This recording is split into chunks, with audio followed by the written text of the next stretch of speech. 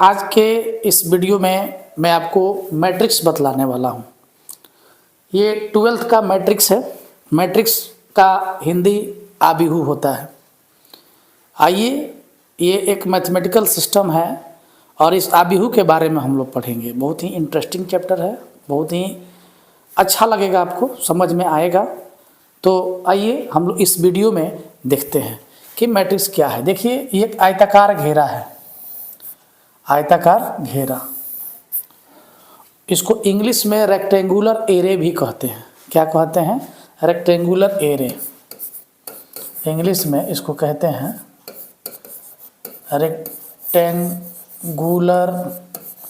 Array.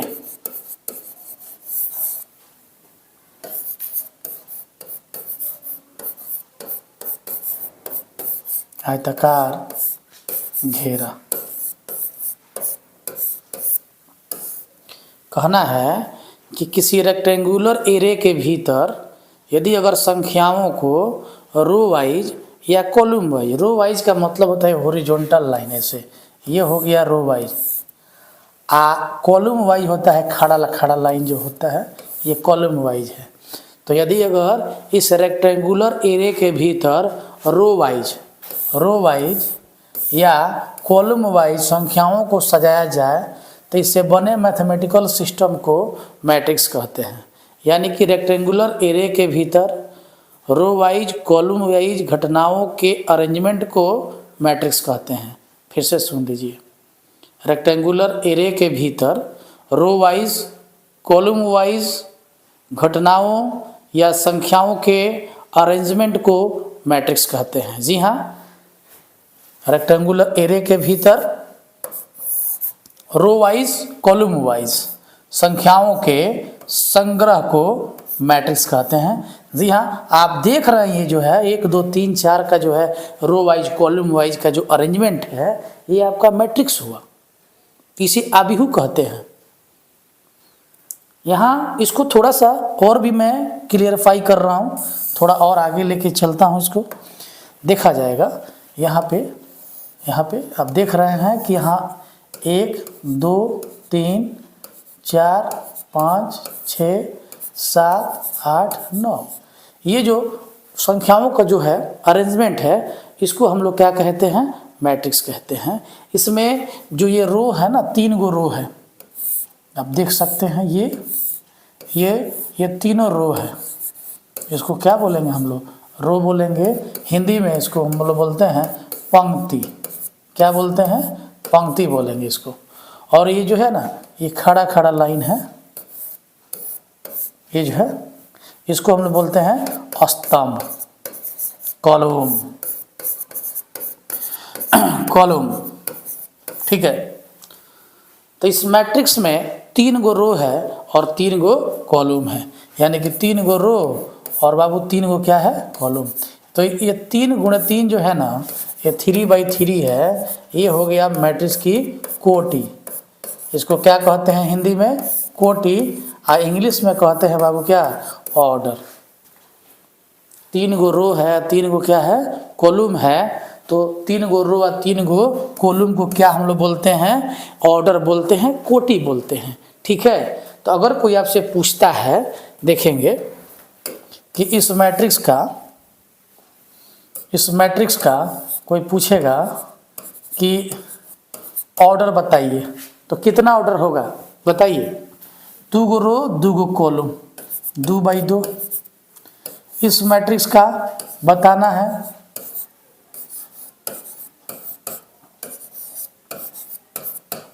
इसका order बतलाइए कितना होगा, कमेंट में बताइए कितना होगा। तो इसमें देखिए 1 2 3 गो रो है और 3 गो कॉलम। बाबू पहले रो को लिखेंगे और तब कॉलम को लिखेंगे। बात समझ रहे हैं ना? तो ये आपका जो हो गया, ये क्या हो गया? ये कोटि हो गया। क्या हो गया? कोटि। ये ऑर्डर हो गया। कोई डाउट है तो बतलाइए। यहाँ देखिए, यहाँ दिया है 1, तो इसमें 1 गो रो है और 1 गो कॉलम है। ये आपका क्या हो गया? कोटि हो गया।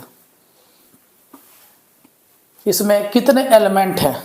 3 गो रो 3 कॉलम, 3/3 का है। तो यहाँ कितने एलिमेंट हैं? 9 एलिमेंट हो गए। 9 एलिमेंट हो गए, समझ रहे हैं। ये 2/2 का है, इसमें 4 एलिमेंट हो गए। ऑर्डर को गुना कर दिया जाएगा तो एलिमेंट की संख्या निकल जाएगी, ठीक है। आइए इसको आगे और बढ़ते हैं हम लोग। और कॉन्सेप्ट है, कोई अगर पूछता है कि 18 एलिमेंट से कितने मैट्रिक्स का विन्यास किया जा सकता है, यानी कि 18 को एलिमेंट से कितने कितने ऑर्डर के मैट्रिक्स बनाए जा सकते हैं। तो मित्रों ये बिल्कुल आसान है। इसको 18 को 2 पार्ट में फैक्टर में तोड़ेंगे, 2 खंड में। जैसे 1 गुणे 18 कर सकते हैं इसको, यानी कि एक मैट्रिक्स ये हो सकता है।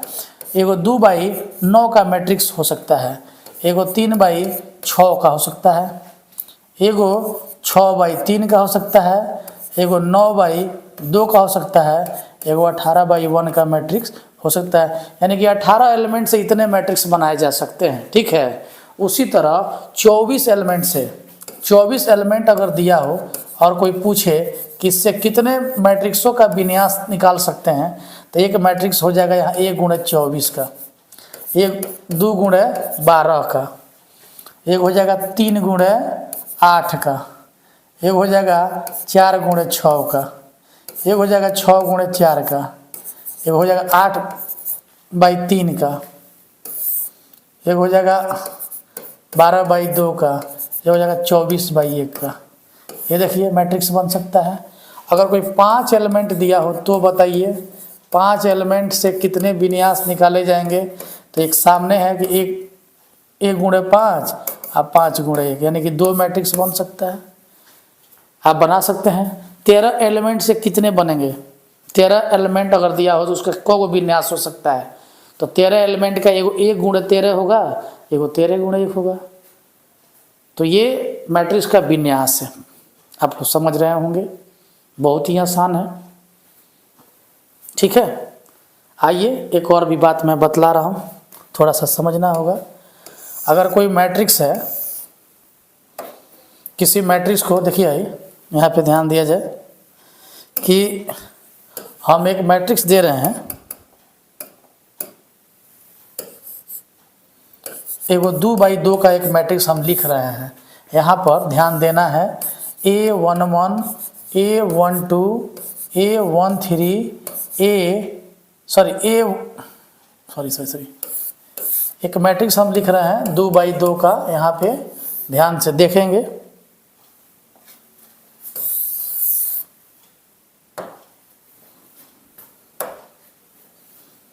A12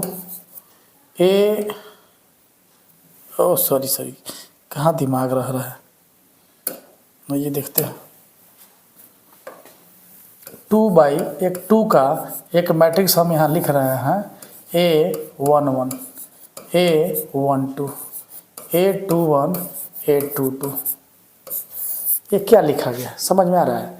हम 2/2 का एक मैट्रिक्स लिखे हैं जिसमें जो A11 जो है ना, A11 ये बतला रहा है कि हम पहले रो और पहले कॉलम के एलिमेंट हैं। A12 बतला रहा है कि हम पहले रो और दूसरे कॉलम के एलिमेंट हैं। A21 बतला रहा है कि हम दूसरे रो और पहले जो है कॉलम के एलिमेंट हैं। और A22 जो बतला रहा है कि मैं दूसरे रो और दूसरे कॉलम का एलिमेंट हूँ। ये जो 11, 12, 21, 22 जो है वो मैट्रिक्स के एलिमेंट का पोजीशन बतलाता है। This is the notation of position of element in the matrix. किसी मैट्रिक्स के पोजीशन का जो है ये नंबरिंग है जो बतलाता है। इस पर भी ऐसे सवाल दे देगा, ऐसे देखिए Aij बराबर दे देगा I + j का होल स्क्वायर बटा 2, कह देगा कोई मैट्रिक्स निकाल के दिखाइए। तो ये बिल्कुल आसान है। यहाँ हम सबसे पहले A11 निकाल लेंगे, I का मान 1, j का मान 1 यहाँ रखेंगे। 1 + 1 का स्क्वायर बटा 2 हो जाएगा, यानी कि 2 का स्क्वायर 4 बटा 2 कटेगा तो 2 आएगा। उसी तरह एक मैट्रिक्स यहाँ 1 2 ले लेंगे। तो यहाँ पे क्या करेंगे 1 + 2 का स्क्वायर बटा 2 हो जाएगा, कितना 3 का स्क्वायर 9 बटा 2। उसी तरह A21 होगा तो कितना 2 + 1 का स्क्वायर बटा 2, कितना होगा, तो ये भी 9/2 हो जाएगा। एक मैट्रिक्स हो जाएगा 2 2 8 2 2, तो बाबू 2 + 2 का स्क्वायर बटा 2, 4 का स्क्वायर 16, 16/2 कटेगा कितना होगा, 8 होगा। तो क्या होगा मैट्रिक्स बताया जाए। A11 का वैल्यू 2 हो जाएगा, A12 का वैल्यू क्या हो जाएगा, तो देखा जाए A12 का वैल्यू 9/2 है, A21 का वैल्यू क्या हो जाएगा, ये भी 9/2 हो जाएगा, A22 का वैल्यू क्या है, 8 है। देखिए आपका एक मैट्रिक्स तैयार हो जाता है। बोलिए कोई डाउट हो तो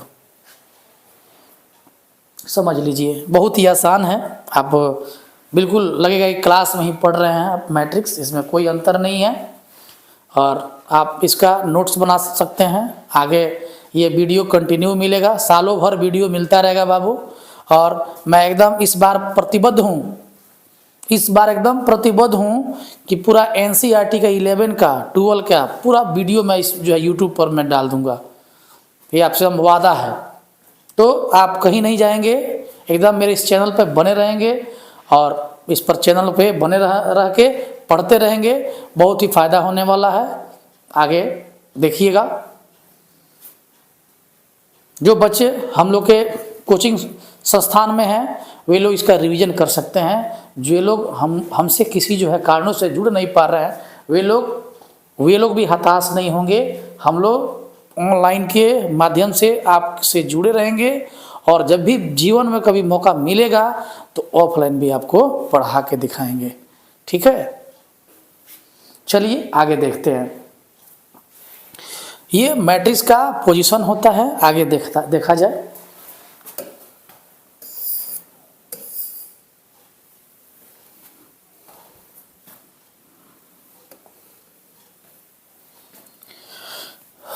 अब है आबिहू के प्रकार।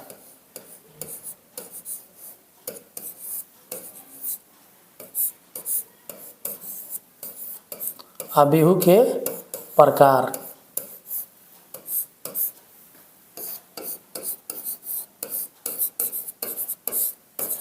Types of matrices. आबिहू के प्रकार नंबर 1 में है शून्य आबिहू। शून्य आबिहू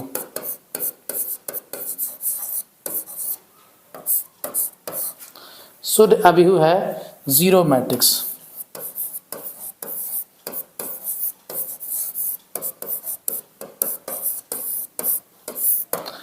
मैं कहूँगा कि ऐसा आबिहू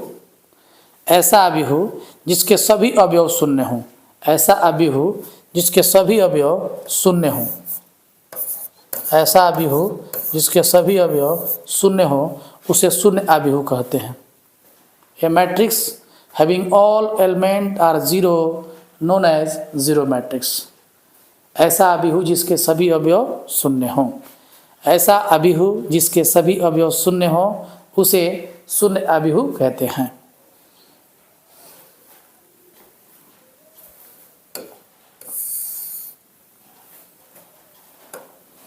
दूसरा है पंक्ति आबिहू, जिसको हम लोग कहते हैं रो मैट्रिसेस। रो मैट्रिसेस ऐसा मैट्रिक्स जिसमें केवल एक रो हो। ऐसा मैट्रिक्स जिसमें केवल एक रो हो उसे रो मैट्रिक्स कहते हैं, पंक्ति आबिहू कहते हैं। A matrix having only one row is known as row matrices. देखिए तो इसमें भी एक रो है।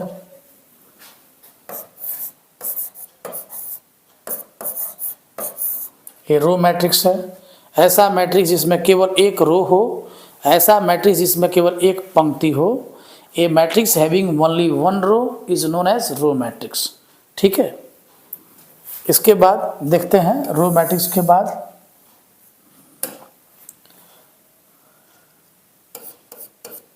स्तंभ आबिहू। स्तंभ आबिहू कॉलम मैट्रिक्स।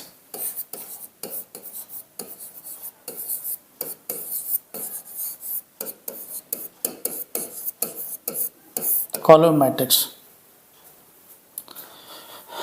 बाबू कॉलम मैट्रिक्स में केवल एक कॉलम होगा, यानी कि अगर देखा जाए इसको ऐसे लिखेंगे 1 2 3। ऐसा मैट्रिक्स जिसमें एक कॉलम हो, a matrix having only one column is known as column matrix. ठीक है, ए बी सी डी। देखिए एक कॉलम मैट्रिक्स का एग्जाम्पल से आप देख रहे हैं। इसके बाद है स्तंभ अभिहु के बाद चौथा मैट्रिक्स है बाबू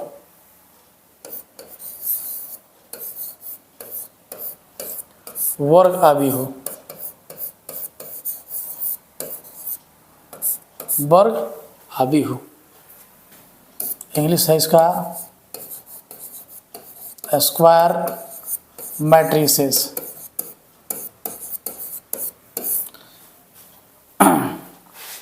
ऐसा भी हो जिसमें रो और कॉलम की संख्या बराबर हो। ऐसा मैट्रिक्स जिसमें रो और कॉलम की संख्या बराबर हो। A matrix having same number of row and column is known as square matrix. ऐसा अभी हो जिसमें रो और कॉलम की संख्या बराबर हो, उसे वर्ग अभिहु कहते हैं। ऐसा मैट्रिक्स जिसमें रो और कॉलम की संख्या क्या हो, बराबर हो। देखा जाए इसमें रो और कॉलम की संख्या बराबर है, यानी कि 2 गो रो है और 2 गो क्या है, कॉलम है। ऐसा मैट्रिक्स जिसमें रो और कॉलम की संख्या क्या हो बाबू, बराबर हो, उसे वर्ग अभिहु कहते हैं। देखिएगा इसमें भी रो और कॉलम की संख्या क्या है, बराबर है, इसलिए इसे वर्ग अभिहु कहते हैं। ठीक है,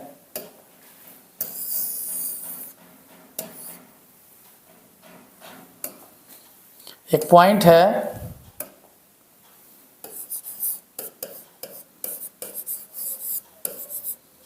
अभिहु के विकर्ण। अभिहु के विकर्ण, इसको हम लोग बोलते हैं डायगोनल ऑफ ए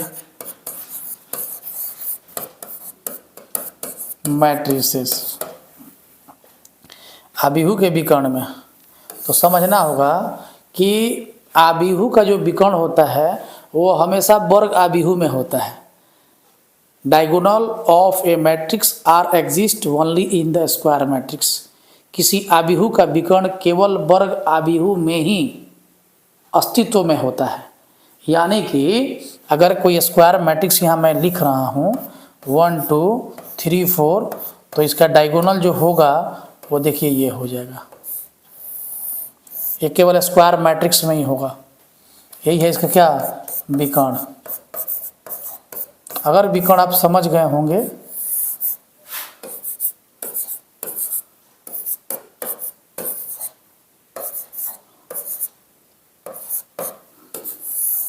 तो देखिएगा ये आपका क्या हो गया, ये विकर्ण हो गया। ये समझ रहे होंगे अभिहु का विकर्ण है।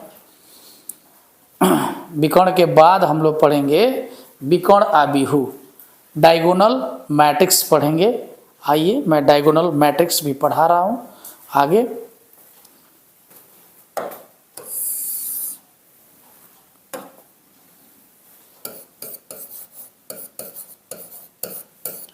विकर्ण अभिहु,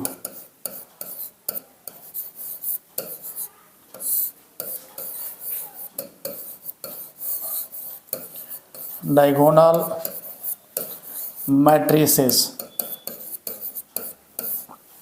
डायगोनल मैट्रिसेस में ध्यान देना है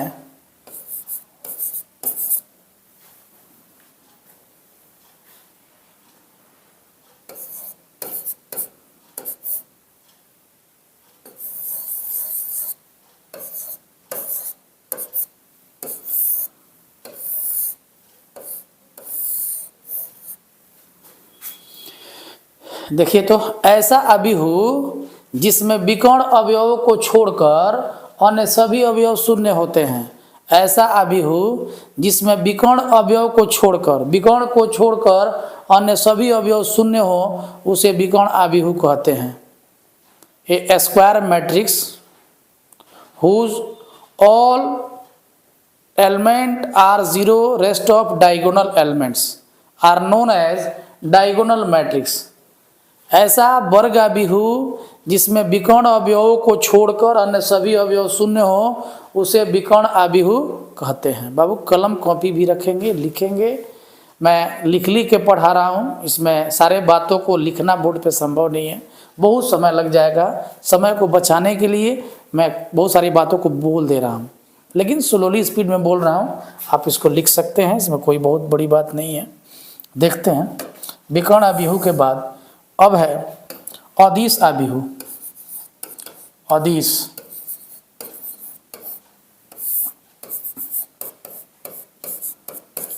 अभिहु इंग्लिश होगा स्केलर मैट्रिक्स। Scalar matrices.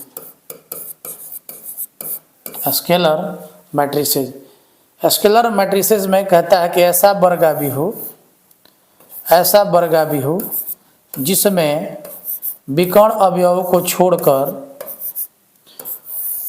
अन्य सभी अवयव शून्य होते हैं और विकर्ण अवयव समान होते हैं। ऐसा मैट्रिक्स जिसके विकर्ण अवयव समान होते हैं अन्य सभी अवयव शून्य होते हैं। ऐसा मैट्रिक्स जिसके विकर्ण अवयव समान होते हैं और अन्य सभी अवयव शून्य होते हैं उसे क्या कहते हैं? अदिश अभिहु कहते हैं, स्केलर मैट्रिक्स कहते हैं। A square matrix in which all diagonal element is same and rest of all element is zero is known as a scalar matrix। A square matrix having all diagonal element is same and rest of all element are zero known as a scalar matrix। ये अदिश अभिहु हो गया। आइए इसको थोड़ा सा आगे बढ़ाते हैं। इसके बाद है बाबू इकाई अभिहु। इकाई अभिहु है। इकाई अभिहु को हम लोग बोलते हैं यूनिट मैट्रिक्स।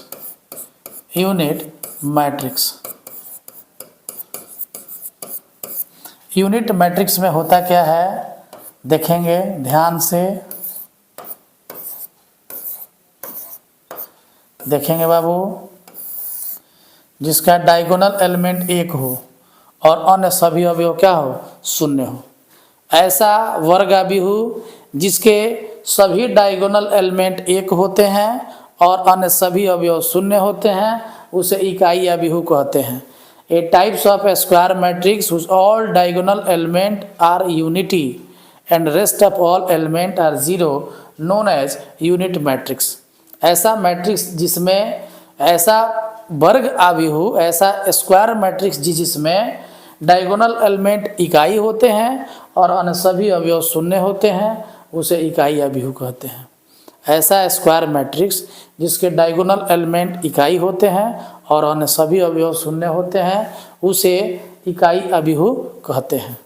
बोलिए ये बात समझ में आ रही है कि नहीं आ रही है? ये आपका इकाई अभिहु हो गया। अभी मैट्रिक्स के बहुत सारे टाइप्स हैं जिसमें कुछ और भी बातों को जान लेना जरूरी होगा। आइए मैं इस चीज़ों को समझा रहा हूँ, थोड़ा सा देखता हूँ। एक पॉइंट है अभिहु की समानता। अभिहु की समानता। अभिहु की समानता।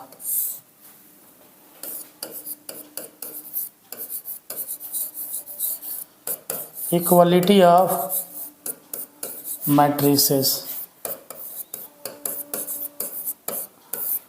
मैं बताया था अभिहु की समानता में कि अगर कोई इधर मैट्रिक्स हो एक्स वाई जेड के यहाँ पर दिया हो कि 2 3 4 5 तो दो अभिहु देखिए समान अगर हो, दो अभिहु समान हो तो उनके संगत अवयव बराबर होते हैं। यानी कि अगर यहाँ x है तो x का मान क्या हो जाएगा? यहाँ 2 हो जाएगा।